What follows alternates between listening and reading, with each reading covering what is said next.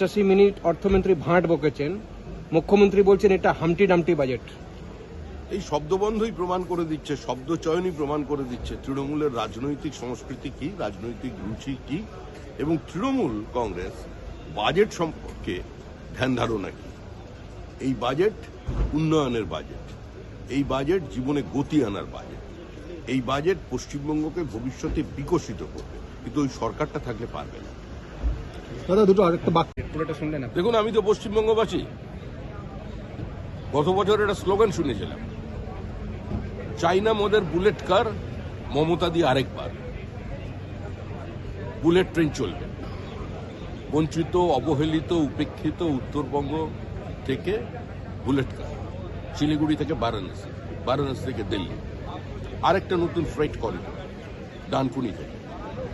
এই budget দূরদর্শিতার budget, এই budget শিল্পের সুস্থ প্রতিযোগিতা নিয়ে আসে, এই বাজেট কৃষি এবং শিল্পের সমন্বয়ের বাজেট, এই বাজেট মেধাকে মর্যাদা দিয়ে প্রতিভার বিকাশ করার বাজেট, এই বাজেট স্টার্টআপের বাজেট, এই বাজেট সমাজের পিছিয়ে পড়া প্রান্তিক মানুষের চোখের জলের হিসাব নেওয়ার বাজেট।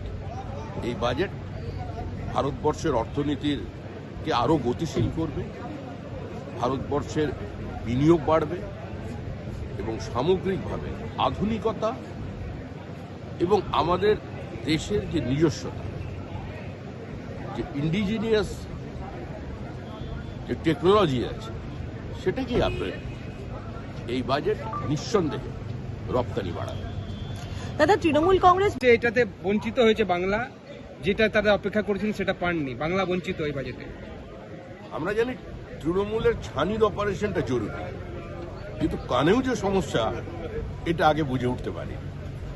দুর্গাপুর, শিলিগুড়ি, ডানকুনি এগুলো কোথায়? মঙ্গল গ্রহে?